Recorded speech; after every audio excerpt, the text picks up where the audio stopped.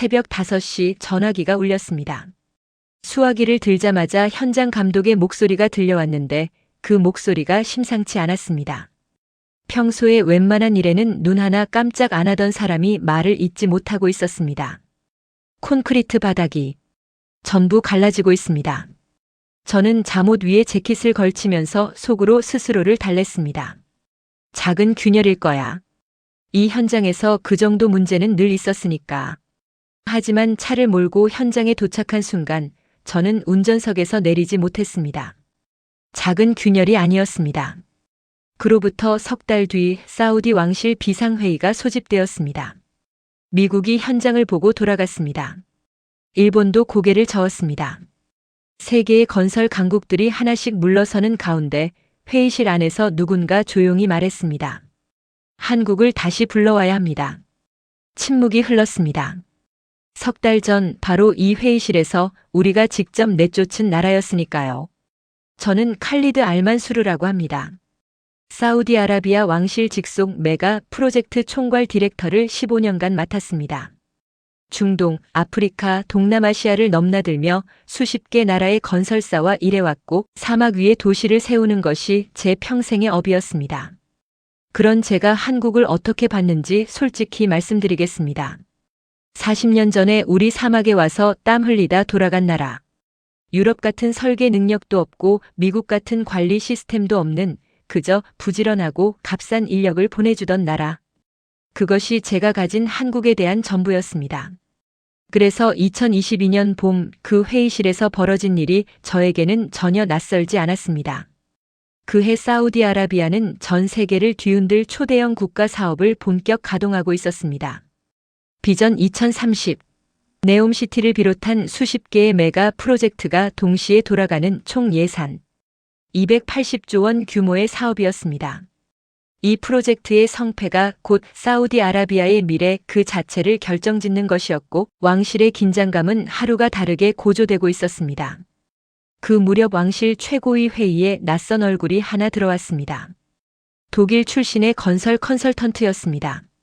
왕실이 유럽 최고의 전문가라며 직접 공수해온 인물이었는데 키가 190이 넘고 금태 안경을 쓴 60대 초반의 남성이었습니다.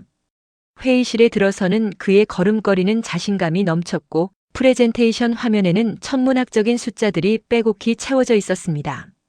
저는 그때 이 사람이 우리의 운명을 어떻게 바꿔놓을지 전혀 예감하지 못했습니다. 그가 첫 번째 슬라이드를 넘기자마자 회의실의 공기가 달라졌습니다. 그는 현재 사우디 프로젝트에 참여 중인 한국 건설사들을 전면 교체하자는 제안을 꺼냈습니다. 중국의 반값 시공 능력과 유럽의 첨단 설계 기술을 결합하면 무려 98조 원을 절감할 수 있다는 것이었습니다. 98조 원이라는 숫자가 스크린에 뜨는 순간 왕실 수뇌부의 눈빛이 일제히 반짝였습니다. 그 숫자 하나가 회의실 안의 모든 이성적 판단을 단숨에 집어삼켰습니다. 저는 그 순간 등줄기에 뭔가 싸늘한 것이 흐르는 느낌을 받았습니다. 한국 업체들이 수십 년간 이 사막에서 쌓아온 경험과 실적은 결코 가볍게 무시할 수 있는 것이 아니었습니다. 저는 손을 들었습니다. 그런데 제가 입을 열기도 전에 그 독일 컨설턴트가 먼저 쐐기를 박았습니다. 그는 한국을 가리켜 과거의 삽질이나 잘하던 나라라고 말했습니다. 설계 능력도 없고 기술 혁신도 없는 그저 값싼 노동력으로 버텨왔을 뿐이라며 조롱했습니다. 회의실 여기저기서 웃음이 번졌습니다. 저는 40년 전부터 한국 업체들이 이 사막에서 어떤 성과를 남겼는지 말씀드리고 싶었습니다. 하지만 왕실 수뇌부의 눈은 이미 98조 원이라는 숫자에 완전히 사로잡혀 있었습니다. 제 발언은 시작도 하기 전에 잘렸고 컨설턴트는 여유롭게 프레젠테이션을 이어갔습니다. 회의는 2시간 만에 끝이 났습니다. 결론은 한 줄이었습니다. 한국 건설사 전면 퇴출. 저는 회의실을 나오면서 무릎에 힘이 빠지는 것을 느꼈습니다. 이것은 단순한 업체 교체가 아니었습니다. 40년에 걸쳐 쌓아올린 역사를 하루 만에 지워버리는 일이었습니다. 그날 밤 저는 한국 업체 현장 사무소 앞을 지나갔습니다. 불이 환하게 켜져 있었습니다. 수십 년간 사막의 모래바람을 견디며 일해온 사람들이 묵묵히 짐을 싸고 있었습니다. 누구 하나 소리 높여 항의하는 사람이 없었습니다. 장비를 정리하고 서류를 봉인하고 동료들과 마지막 인사를 나누고 있었습니다. 그 뒷모습이 너무나 고요해서 오히려 가슴이 먹먹했습니다. 쫓겨나는 사람들이 왜 저렇게 의연할 수 있는지 그때의 저는 이해할 수 없었습니다. 한국 업체 현장 소장은 떠나기 전에 제게 두꺼운 서류 봉투 하나를 건넸습니다. 그는 건장한 체격에 눈가에 잔주름이 많은 50대 남성이었는데 20년 넘게 이 사막에서 일한 사람답게 얼굴 전체가 가무잡잡하게 그을려 있었습니다. 그가 봉투를 건네며 담담하게 말했습니다. 혹시 나중에 필요하실 수도 있으니 보관해 두십시오. 저는 봉투를 받아들며 속으로 생각했습니다. 쫓겨나면서 이런 걸 남기고 가다니. 그 봉투가 석 달 뒤 이 프로젝트의 유일한 생명줄이 될 줄은 그때는 꿈에도 몰랐습니다. 한국 업체가 완전히 철수한 다음 날 중국과 유럽에서 날아온 업체들이 대거 밀려 들어왔습니다. 현장은 순식간에 새로운 깃발로 뒤덮였고 중장비가 요란한 소리를 내며 굴러다녔습니다. 모든 것이 계획대로 빠르게 돌아가는 것처럼 보였습니다. 컨설턴트는 왕실에 매주 자신감 넘치는 보고서를 올렸고 왕실 수뇌부는 서로 악수를 나누며 흡족해했습니다. 하지만 저는 밤마다 잠을 이루지 못했습니다. 현장을 돌아볼 때마다 뭔가 미세하게 어긋나고 있다는 느낌이 지워지질 않았습니다. 중국 업체 기술자들은 사막의 일교차에 대해 아무런 대비 없이 공사를 진행하고 있었습니다. 낮에는 55도까지 치솟고 밤에는 영하 가까이 떨어지는 이 사막에서 그들은 자국에서 쓰던 방식 그대로 콘크리트를 붓고 있었습니다. 저는 중국 업체 현장 책임자를 찾아갔습니다. 40대 중반의 다부진 체격에 항상 안전모를 비스듬히 쓰고 다니는 사람이었는데 제가 일교차 문제를 지적하자 그가 대답했습니다. 우리는 세계 최대 규모의 건설 현장 경험이 있습니다. 이 정도 환경은 문제 없습니다. 저는 더 이상 말을 잇지 못했습니다. 회의실에서 이미 제 발언이 한 번 잘린 터였고 왕실의 신뢰는 온전히 컨설턴트에게 쏠려 있었습니다. 제가 불안하다고 말해봤자 감정적인 반응으로 치부될 것이 뻔했습니다. 유럽 기술자들 쪽에서도 걱정스러운 신호가 보이기 시작했습니다. 폭염이 시작되자 눈에 띄게 작업 속도가 느려지고 있었습니다. 프랑스 팀이 오전 작업을 일찍 마감하기 시작했고 독일 팀은 현장 순회 횟수를 줄였습니다. 유럽 최고의 엔지니어들이라 불리는 사람들이 사막의 더위 앞에서 흔들리고 있었습니다. 40년 전 한국 노동자들은 에어컨도 없이 지금보다 훨씬 열악한 환경에서 이 사막을 버텼습니다. 그 사실이 그때서야 처음으로 실감나기 시작했습니다. 어느 날 밤 저는 사무실에 혼자 남아 서랍 속에 넣어둔 서류 봉투를 꺼냈습니다. 처음으로 제대로 들여다봤습니다. 봉투 안에는 수십 년간 축적한 집안 조사 데이터, 사막 기후 분석표, 콘크리트 배합 비율, 모래 폭풍 대비 시공 매뉴얼이 빼곡하게 들어있었습니다. 일교차에 따른 콘크리트 팽창 수축률, 계절별 양생시간 조정표, 모래 함량에 따른 강도 보정 공식까지 수십 년에 걸쳐 이 사막에서 직접 몸으로 터득한 지식이 한 글자도 빠짐없이 정리되어 있었습니다. 저는 그 서류들을 한 장씩 넘기면서 느꼈습니다. 이것은 기술 문서가 아니었습니다. 이 사막에서 살아남은 사람들의 기록이었습니다. 저는 봉투를 다시 서랍 속에 넣었습니다. 이것이 필요한 순간이 오지 않기를 간절히 바라면서요. 그 바람은 오래가지 않았습니다. 새벽 5시 전화기가 울렸습니다. 수화기 너머로 현장 감독의 목소리가 들려왔는데 평소에 침착하던 사람이 말을 잇지 못하고 있었습니다. 콘크리트 바닥이 전부 갈라지고 있습니다. 저는 그때까지만 해도 작은 균열 정도의 문제일 거라고 스스로를 달랬습니다. 옷도 제대로 걸치지 못한 채 차에 올라 현장으로 향하면서 별것 아닐 거야, 별것 아닐 거야 속으로 계속 되뇌었습니다. 현장에 도착한 순간 저는 차 문을 열고 나와서 그 자리에 굳어버렸습니다. 작은 균열이 아니었습니다. 중국 업체가 시공한 콘크리트 바닥 전체가 거미줄처럼 쩍쩍 갈라져 있었습니다. 수십 킬로미터에 걸쳐 깔아놓은 기초 바닥이 마치 메마른 논바닥처럼 조각조각 쪼개져 있었습니다. 그 위에 세워야 할 건물과 도로의 무게를 지탱하는 것은 이미 불가능한 상태였습니다. 저는 그 광경 앞에서 다리에 힘이 풀려 그 자리에 주저앉고 말았습니다. 원인은 너무나 명백했습니다. 사막의 일교차를 완전히 무시한 시공이었습니다. 이 사막은 낮에는 55도까지 치솟고 밤에는 영하 가까이 떨어지는 지구상에서 가장 잔인한 기온차를 가진 환경 중 하나입니다. 콘크리트는 이 극심한 팽창과 수축을 견딜 수 있도록 특별한 배합과 양생 과정을 반드시 거쳐야 합니다. 그런데 중국 업체는 자국에서 쓰던 표준 배합 그대로 들고 와서 부어버린 것이었습니다. 저는 즉시 중국 업체 현장 책임자를 불렀습니다. 그 다부진 체격의 남자는 처음에는 대수롭지 않게 넘기려 했습니다. 자연적인 현상입니다. 수정 시공하면 됩니다. 저는 서랍 속에 넣어두었던 그 서류 봉투를 가져와서 그의 앞에 펼쳐놓았습니다.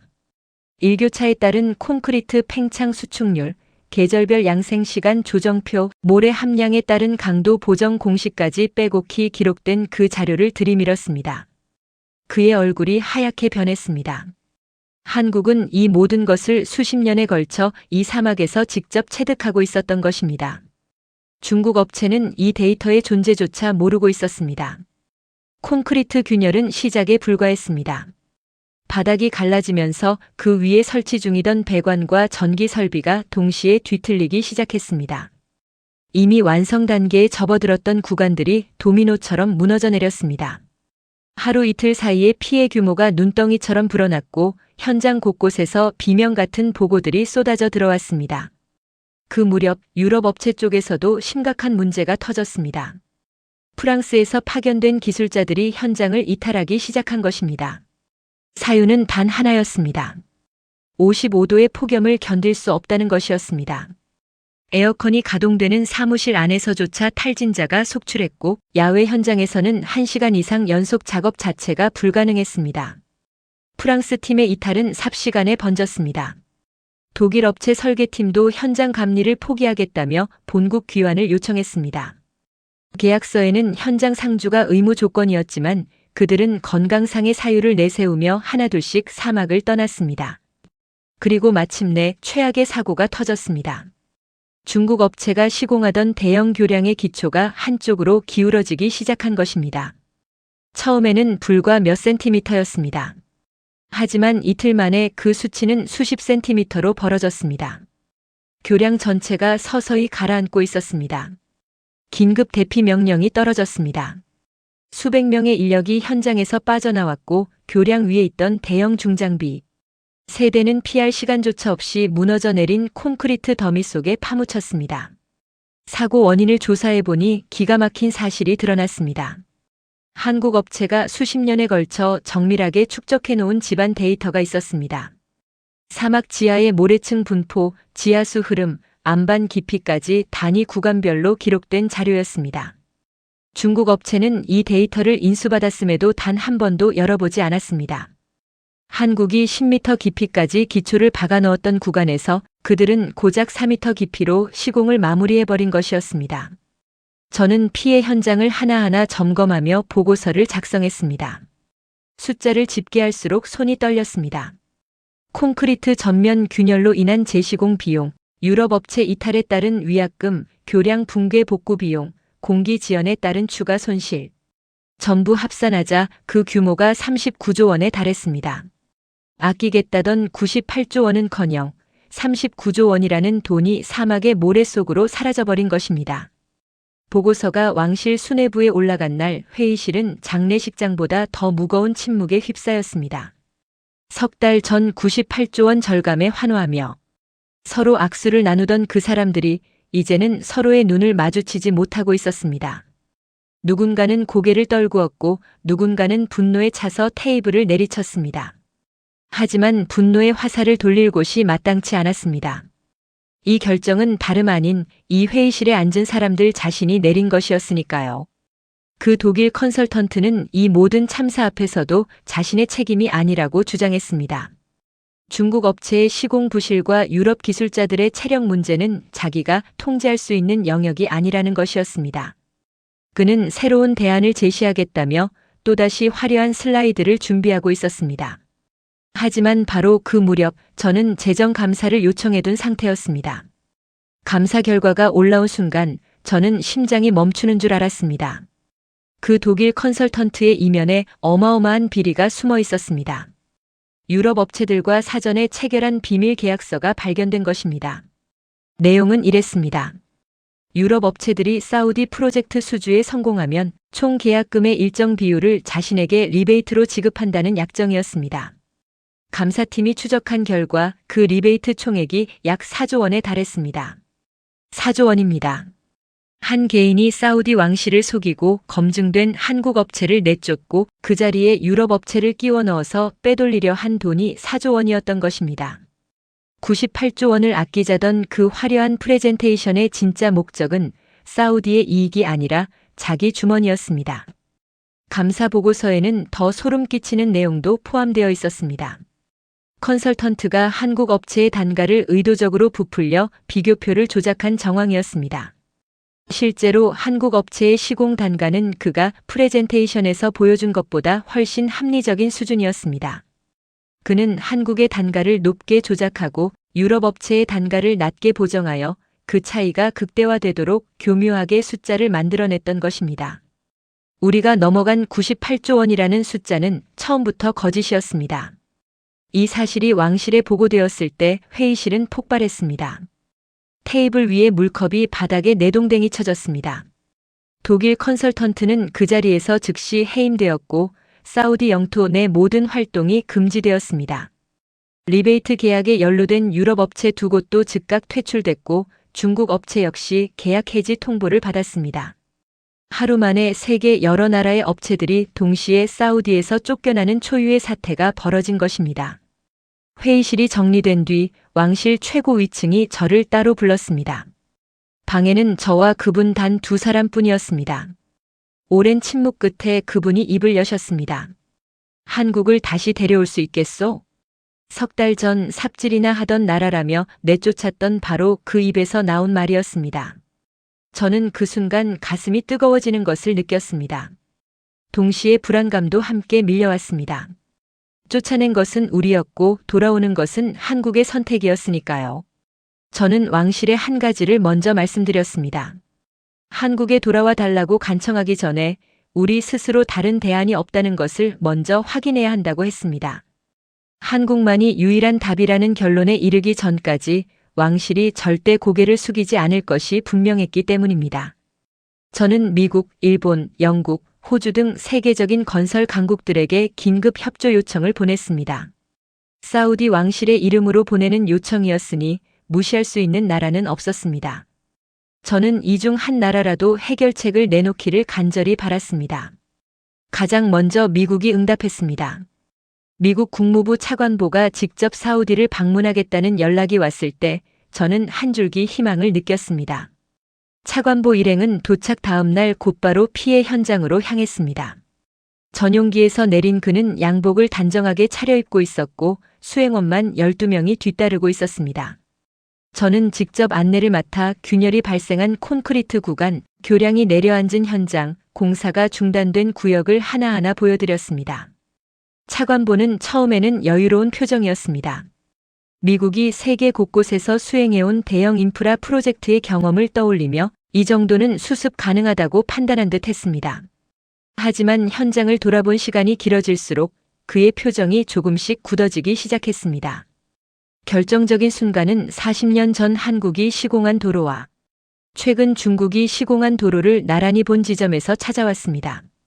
차관보는 두 도로 사이를 천천히 걸으며 한참 동안 아무 말도 하지 않았습니다. 수행원들에게 두 도로의 시공 연도를 확인시킨 뒤 40년 된 도로의 표면을 직접 손으로 짚어보았습니다. 그리고 고개를 절레절레 흔들었습니다. 저는 그 고개짓이 무엇을 의미하는지 바로 알아챘습니다. 현장 시찰을 마친 뒤 회의실에서 마주 앉았을 때 차관보는 저에게 매우 솔직한 말을 했습니다. 이 사태는 미국도 수습하기 어렵다는 것이었습니다. 미국의 건설 기술력은 세계 최고 수준이지만 이 사막 환경에 특화된 시공 경험은 사실상 전무하다고 인정했습니다. 특히 55도의 극한 폭염 속에서 장기간 현장 작업을 수행할 수 있는 인력, 운용 체계가 미국에는 갖춰져 있지 않다고 했습니다. 그의 입에서 나온 다음 문장은 저를 의자에 못 박아 버렸습니다. 사막 인프라 분야에서는 솔직히 미국이 한국보다 뒤처져 있습니다. 세계 최강 대국 미국의 고위 관료가 한국보다 뒤처져 있다고 말한 것입니다. 회의실에 동석한 왕실 수뇌부도 충격을 감추지 못했습니다. 미국의 패배 선언 이틀 뒤 일본 건설사 임원진이 현장에 도착했습니다. 일본 팀은 미국과는 다른 접근 방식을 취했습니다. 기술 문서를 꼼꼼히 분석하고 집안 데이터를 면밀히 검토하고 콘크리트 샘플까지 채취해서 자체 시험을 했습니다. 정밀함으로 유명한 일본답게 열흘 가까이 현장에 머물며 모든 것을 숫자로 확인하려 했습니다. 저는 일본이라면 다른 답을 내놓을 수 있을 거라는 마지막 희망을 품고 있었습니다. 하지만 일본의 결론도 다르지 않았습니다. 일본 측 수석 엔지니어는 보고서에 이렇게 명시했습니다. 한국이 남긴 집안 데이터와 사막 시공 매뉴얼 없이는 자사 단독으로 이 프로젝트를 수행하는 것이 불가능하다고. 일본의 기술력이 부족해서가 아니라 이 특수한 환경에서의 실전 데이터가 일본에는 존재하지 않기 때문이라는 설명이었습니다. 저는 그 보고서를 받아들고 한참 동안 같은 문장을 반복해서 읽었습니다. 영국과 호주의 답변도 비슷한 결론이었습니다. 세계의 네로라 하는 건설 강국들이 하나둘씩 고개를 저었고 매번 같은 결론이 되풀이되었습니다. 이 사막에서 검증된 실적은 한국밖에 없다는 것이었습니다. 저는 이 결과를 정리하면서 왕실에 보고할 최종 문서를 작성하기 시작했습니다. 이제 선택지는 하나뿐이었습니다. 저는 왕실에 최종 보고서를 제출하기 전에 먼저 사막으로 직접 차를 몰았습니다. 리야드에서 네옴시티 방향으로 약 4시간을 달렸습니다. 창밖으로 보이는 것은 끝없이 펼쳐진 모래뿐이었고 군데군데 공사가 중단된 현장들이 흉물처럼 방치되어 있었습니다. 한낮 기온은 52도를 가리키고 있었습니다. 그런데 사막 한가운데서 저는 차를 세울 수밖에 없는 광경과 마주쳤습니다. 도로 2개가 나란히 놓여 있었는데 그 모습이 완전히 달랐습니다. 최근 5년 안에 새로 깔린 도로들은 표면이 울퉁불퉁 솟아오르거나 갈라져 있었습니다. 아스팔트가 벗겨져 자갈이 드러난 구간도 수두룩했습니다. 하지만 그 옆에 나란히 놓인 또 다른 도로는 마치 어제 막 시공을 끝낸 것처럼 매끄럽고 단단했습니다. 저는 차에서 내려 그 도로 위를 직접 걸어보았습니다. 균열이 단 한 줄도 없었습니다. 무릎을 꿇고 표면을 손으로 만져보았습니다. 단단하고 매끄러웠으며 이음새 부분까지 정밀하게 마감되어 있었습니다. 동행한 현장 기사에게 이 도로를 누가 깔았는지 물어보았습니다. 40년 전 한국 건설 노동자들이 시공한 구간입니다. 저는 그 말을 듣는 순간 가슴이 멈추는 것 같았습니다. 40년. 낮에는 55도, 밤에는 영하. 그 극한의 온도 차이를 40년 동안 버텨온 도로가 지금도 균열 하나 없이 서 있는 것입니다. 5년 된 도로는 이미 너덜너덜한데 현장 기사가 추가 자료를 찾아주었습니다. 40년 전 한국 노동자들의 시공 기록 일부가 남아 있었던 것입니다. 기록에 따르면 그들은 사막의 일교차를 견디기 위해 콘크리트 배합 비율을 수백 번 실험하고 수정했습니다. 낮에 부은 콘크리트가 밤에 갈라지면 다음 날 배합을 바꿔서 다시 부었습니다. 이 과정을 수십 번 반복한 끝에 사막 전용 배합 공식을 완성했다고 적혀 있었습니다. 기록에는 더 놀라운 내용도 담겨 있었습니다. 당시 한국 노동자들은 낮 시간 작업이 사실상 불가능했기 때문에 새벽 3시부터 오전 10시까지 그리고 해가 진 뒤 저녁 8시부터 자정까지 이중 교대 체제로 일했습니다. 잠을 4-5시간도 못 자면서 매일 14시간 이상 사막 위에서 버텼던 것입니다. 그러면서도 시공 품질을 단 한 번도 타협하지 않았습니다. 한 구간이라도 기준에 미달하면 그 구간 전체를 뜯어내고 처음부터 다시 시공했다는 기록이 선명하게 남아 있었습니다. 저는 그 도로 위에 서서 한참 동안 움직이지 못했습니다. 40년 전이면 한국이 아직 가난했던 시절입니다. 첨단 장비도 없고 기술 지원도 변변치 않던 시절에 이 살인적인 사막 한가운데서 이런 도로를 만들어 놓았다는 것이 도저히 믿기지 않았습니다. 머릿속으로 40년 전 이 자리에서 있었을 한국 노동자들의 모습을 그려보았습니다. 가족을 먹여 살리겠다는 일념 하나로 지구 반대편 사막까지 날아온 젊은이들이었을 것입니다.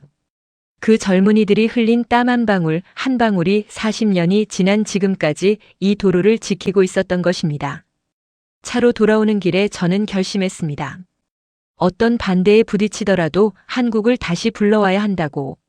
사우디 왕실이 한국에 보낸 복귀 요청서에는 전례 없는 조건이 담겨 있었습니다.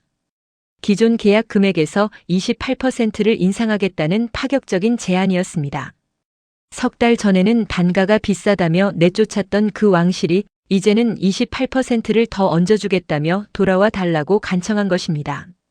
저는 그 요청서를 한국 측에 전달하면서 손이 떨리는 것을 느꼈습니다. 과연 한국이 이 요청을 받아들일까?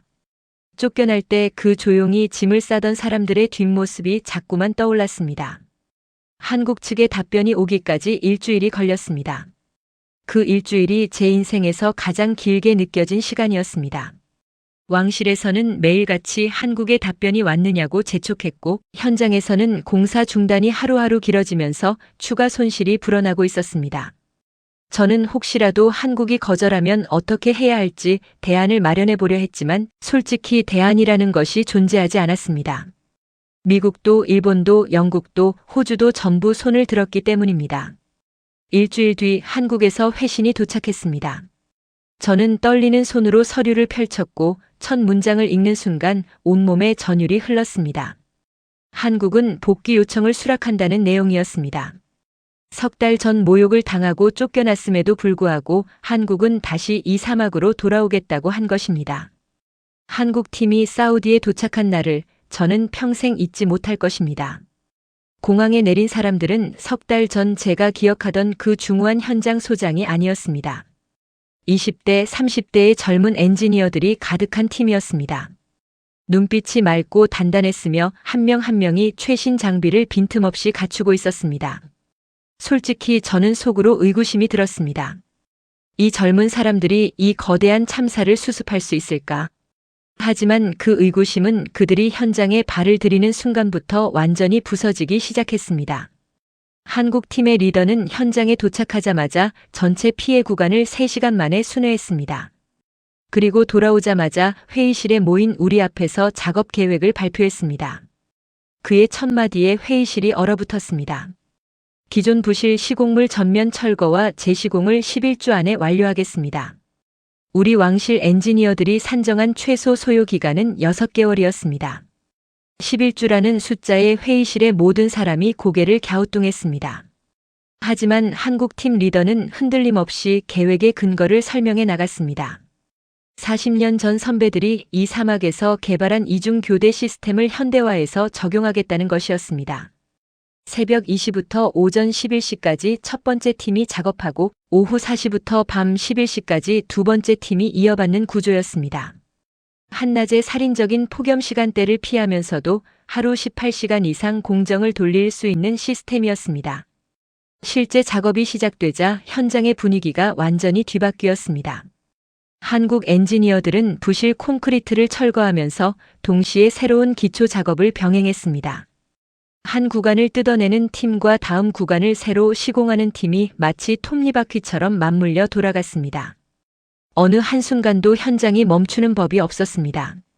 저는 매일 아침 현장을 방문했는데 전날 밤에 비어있던 구간이 아침이면 새 콘크리트로 채워져 있는 것을 보며 매번 놀라움을 금치 못했습니다. 4주째에 접어들었을 때 저는 한국 팀 리더에게 물었습니다. 정말 11주 안에 끝낼 수 있겠습니까? 그는 잠시 생각하더니 이렇게 대답했습니다. 40년 전 할아버지들이 에어컨도 없이 이 사막에서 해냈는데 최신 장비를 갖춘 우리가 못할 이유가 없습니다. 그 말에는 자만이 아니라 선배들에 대한 깊은 존경이 묻어 있었습니다. 첫 번째 주 마지막 날 한국 팀 리더가 저에게 최종 보고서를 건넸습니다. 보고서를 펼치는 순간 저는 숫자 하나에 눈이 멈췄습니다. 전체 재시공 구간의 합격률 99.2%였습니다. 6개월이 걸릴 것이라던 작업을 11주 만에 끝냈는데 그 품질이 99.2%라는 것은 상식적으로 설명이 되지 않는 성과였습니다. 저는 이 숫자를 3번이나 다시 확인했습니다. 3번을 확인해도 같은 숫자였습니다. 모든 재시공이 끝난 뒤 저는 현장을 마지막으로 걷기 위해 사막으로 나갔습니다. 새로 시공된 구간은 흠잡을 데 없이 완벽했습니다. 그리고 그 옆에는 40년 전 한국 노동자들이 깔아놓은 그 도로가 여전히 굳건히 서 있었습니다. 새 도로와 옛 도로가 나란히 놓인 그 광경은 마치 할아버지와 손자가 어깨를 나란히 하고 서 있는 것 같았습니다. 그때 현장 한쪽에서 장비를 정리하고 있던 젊은 엔지니어 한 명이 눈에 들어왔습니다. 30도 되지 않아 보이는 청년이었습니다. 저는 무심코 물었습니다. 이 사막에 처음 와보는 건가요? 돌아온 대답이 저를 그 자리에 얼어붙게 만들었습니다. 아닙니다. 처음이 아닙니다. 그가 천천히 말을 이었습니다. 어렸을 때 할아버지가 이 사막에서 일하셨다는 이야기를 수없이 들으며 자랐다고 했습니다. 그 할아버지가 바로 40년 전 이 도로를 깔았던 한국 노동자 중 한 분이셨던 것입니다. 할아버지는 젊은 시절 가족을 먹여 살리기 위해 사우디 사막으로 떠나셨습니다. 편지 한 통 보내는데 한 달이 걸리던 시절이었고 3년 동안 단 한 번도 고국에 돌아오지 못하셨다고 했습니다. 55도의 폭염 속에서 하루 14시간씩 일하면서 번 돈을 한 푼도 쓰지 않고 전부 한국에 있는 가족에게 보내셨다고요. 그 돈으로 아버지가 대학을 나올 수 있었고 그 아버지 덕분에 제가 엔지니어가 될 수 있었습니다. 청년은 잠시 말을 멈췄다가 이어갔습니다. 할아버지가 돌아가시기 전에 저한테 이런 말씀을 하셨습니다. 사우디 사막에 내가 깔아놓은 도로가 있는데 그게 아직도 멀쩡할 거라고. 그 도로가 당신 평생에서 가장 자랑스러운 일이라고 하셨습니다. 그래서 이번에 사우디 프로젝트 복귀 인력을 모집한다는 소식을 듣자마자 가장 먼저 손을 들었습니다. 그가 말하는 이유를 들었을 때 저는 눈물을 참을 수가 없었습니다. 할아버지의 도로 옆에 제 도로를 놓고 싶었습니다. 저는 그 청년과 함께 40년 전 할아버지가 깔아놓은 그 도로까지 걸어갔습니다. 사막의 해가 서쪽으로 기울면서 도로 위에 긴 그림자가 드리워지고 있었습니다. 청년은 도로 위에 무릎을 꿇고 표면을 손으로 천천히 쓸었습니다. 그의 손끝이 닿는 곳마다 40년 전 할아버지의 땀방울이 스며 있었을 것입니다. 청년의 눈가가 붉어지는 것이 보였지만 그는 울지 않았습니다. 그저 조용히 도로 위에 손을 얹은 채 한참 동안 그대로 있었습니다. 저는 그 모습을 바라보면서 가슴 깊은 곳에서 뜨거운 것이 치밀어 오르는 것을 느꼈습니다. 그날 저녁 저는 사무실로 돌아와 최종 보고서를 작성하기 시작했습니다. 하지만 펜을 들자마자 한동안 아무것도 쓸 수가 없었습니다. 99.2%라는 합격률, 11주라는 공기 단축, 28%. 비용 인상이라는 숫자들 너머에는 할아버지의 도로 위에 무릎을 꿇은 손자의 모습이 있었습니다. 그것을 어떤 숫자로 표현할 수 있겠습니까? 저는 결국 보고서 말미에 제가 직접 목격한 이야기를 있는 그대로 적어 넣었습니다. 사우디 왕실은 이 프로젝트의 결과를 바탕으로 공식 결정을 내렸습니다. 한국을 비전 2030 전체 인프라 분야의 1순위 전략 파트너로 지정한다는 것이었습니다. 단순한 시공 하청이 아니라 설계 단계부터 최종 감리까지 전 과정에 한국이 핵심 주도권을 갖는 구조로 전면 개편한 것입니다. 석 달 전 삽질이나 하던 나라라고 내쫓았던 바로 그 왕실이 이제는 한국 없이는 이 프로젝트가 불가능하다고 공식적으로 인정한 것입니다. 저는 15년간 이 자리에서 수십 개 나라의 건설사와 일해왔습니다. 미국의 거대한 자본, 유럽의 화려한 설계, 일본의 정밀한 기술, 중국의 압도적인 물량을 모두 경험했습니다. 하지만 그 어느 나라에서도 한국에서 본 것과 같은 것을 발견하지 못했습니다. 위기가 닥쳤을 때 도망치지 않는 나라. 쫓겨나면서도 데이터를 남기고 가는 나라. 할아버지의 정신을 손자가 고스란히 이어받는 나라. 그리고 복수하지 않는 나라. 한국은 분노하지 않았습니다. 묵묵히 돌아와서 무너진 것을 다시 세우고 갈라진 것을 다시 메웠습니다. 주먹이 아니라 결과물로 대답하는 것. 그것이 제가 한국에서 배운 가장 위대한 가르침이었습니다. 저는 그날 석양빛에 물든 사막 위에서 두 줄의 도로가 나란히 뻗어 있는 모습을 오래 바라보았습니다. 하나는 40년 전 할아버지가 깔아놓은 것, 하나는 어제 손자가 새로 놓은 것. 두 도로는 마치 처음부터 하나였던 것처럼 자연스럽게 이어져 있었습니다. 사막은 거짓을 삼키고 진실만을 남깁니다. 그리고 이 사막이 마지막까지 남겨놓은 이름은 대한민국이었습니다. 지금까지 감동 거북선이었습니다. 이 이야기가 여러분의 가슴에 닿으셨다면 구독과 좋아요 한 번씩 부탁드립니다. 다음 영상에서 더 깊은 이야기로 찾아오겠습니다.